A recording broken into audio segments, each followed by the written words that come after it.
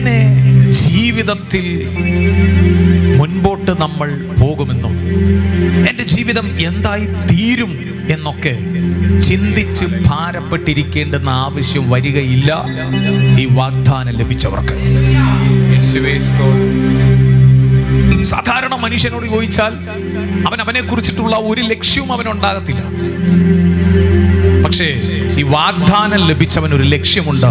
കാരണം ദൈവത്തിന് അവനെ കുറിച്ചൊരു പദ്ധതിയുണ്ട്. ആ പദ്ധതി സമയത്തിന്റെ തികവിൽ അവനോടത് അറിയിച്ചിട്ടുമുണ്ട്. ആ അറിയിച്ചതായിരിക്കുന്ന ദൈവ ശബ്ദത്തിൽ അവനൊരു ലക്ഷ്യമുണ്ട്. അവൻ അറിയാം, എനിക്ക് ഇങ്ങനെയൊക്കെയാണ് എൻ്റെ ദൈവം എന്നെ കുറിച്ചിട്ടുള്ള പദ്ധതി എന്ന്. ഒന്നുകൂടെ പറഞ്ഞാൽ,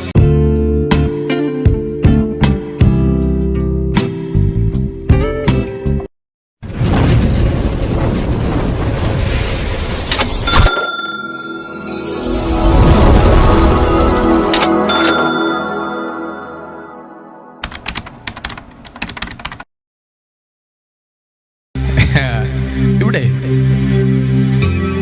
വളരെ വ്യക്തമായിട്ട് നമ്മൾ മനസ്സിലാക്കണം, യാക്കോബിന് ദൈവം കൊടുക്കുന്ന വാഗ്ദാനം അവനെ കുറിച്ചിട്ടുള്ള ദൈവത്തിന്റെ പദ്ധതി മാത്രമല്ല, മുത്തച്ഛനോട് അറിയിച്ച തലമുറകൾക്ക് വേണ്ടുന്ന ദൈവിക വാഗ്ദത്വം കൂടെ ആയിരുന്നു.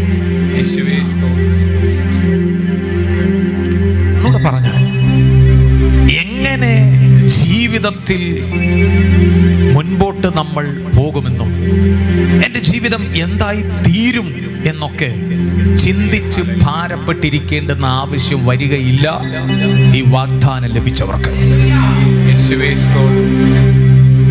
സാധാരണ മനുഷ്യനോട് ചോദിച്ചാൽ അവനെ കുറിച്ചിട്ടുള്ള ഒരു ലക്ഷ്യവും അവനുണ്ടാകത്തില്ല. പക്ഷേ ഈ വാഗ്ദാനം ലഭിച്ചവൻ ഒരു ലക്ഷ്യമുണ്ട്. കാരണം ദൈവത്തിന് അവനെ കുറിച്ചൊരു പദ്ധതിയുണ്ട്. ആ പദ്ധതി സമയത്തിന്റെ തികവിൽ അവനോടത് അറിയിച്ചിട്ടുമുണ്ട്. ആ അറിയിച്ചതായിരിക്കുന്ന ദൈവ ശബ്ദത്തിൽ അവനൊരു ലക്ഷ്യമുണ്ട്. അവൻ അറിയാം, എനിക്ക് ഇങ്ങനെയൊക്കെയാണ് എൻ്റെ ദൈവം എന്നെ കുറിച്ചിട്ടുള്ള പദ്ധതി എന്ന്. ഒന്നുകൂടെ പറഞ്ഞാൽ, എന്നെക്കുറിച്ചും എൻ്റെ കുടുംബത്തെക്കുറിച്ചും ഇങ്ങനെയൊക്കെയാണ് ദൈവത്തിന് പദ്ധതി എന്ന് ഈ വാഗ്ദാനം പ്രാപിച്ചവൻ അറിയാം. അവൻ ലക്ഷ്യമില്ലാത്ത ഒരു ഓട്ടമല്ല ഓടുന്നത്. അവൻ അറിയാം, സ്തോത്രം, എന്നെ കുറിച്ച് ദൈവത്തിന്റെ പദ്ധതിയുണ്ട്.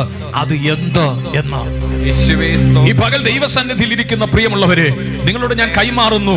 നിങ്ങൾക്ക് ഇതുവരെയും എൻ്റെ ജീവിതം എങ്ങനെയായിരിക്കും, എന്താണ് എൻ്റെ ജീവിതത്തിൻ്റെതായിരിക്കുന്ന ലക്ഷ്യം എന്നുള്ളത്, ദൈവത്തിന് എന്നെ കുറിച്ചിട്ടുള്ള പദ്ധതി എന്ത് എന്നിതുവരെയും അറിഞ്ഞില്ലെങ്കിൽ പ്രാർത്ഥനയിൽ ദൈവസന്നിധിയിൽ ഇരിക്കുക, ആരാധനയിൽ പ്രാർത്ഥനയോടെ ഇരിക്കുക. ദൈവശബ്ദം നിങ്ങളോട് അറിയിക്കും. ദൈവത്തിന്റെ വാഗ്ദാനം ലഭിച്ചവർക്കറിയാം, സ്തോത്രം, ഈ വാഗ്ദാനം എൻ്റെ ദൈവം നിവർത്തീകരിക്കും.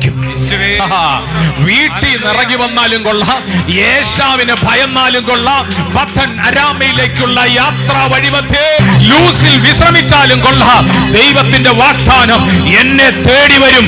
ദൈവത്തിന്റെ വാഗ്ദാനം എന്നിൽ ഉറപ്പിക്കപ്പെടും. ദൈവത്തിന്റെ വാഗ്ദാനം എന്റെ തലമുറയെ തേടി വരും. ദൈവത്തിന്റെ വാഗ്ദാനം എന്റെ തലമുറയിൽ ഉറപ്പിക്കപ്പെടും. യാക്കോബിൽ അത് സംഭവിച്ചു. ഈ സാന്നിധ്യം യാക്കോബിലേക്ക് കണക്റ്റഡ് ആയപ്പോൾ യാക്കോബിന്റെ കുറിച്ചിട്ടുള്ള ദൈവ പദ്ധതി വെളിപ്പെട്ടു. ദൈവം അത് പ്രൂഫ് ചെയ്തു. ദൈവം ആ പ്രോമിസിനെ ഉറപ്പിച്ചു. എല്ലാരും പറ, ദൈവത്തിന് എന്നെ കുറിച്ചൊരു പദ്ധതിയുണ്ട്.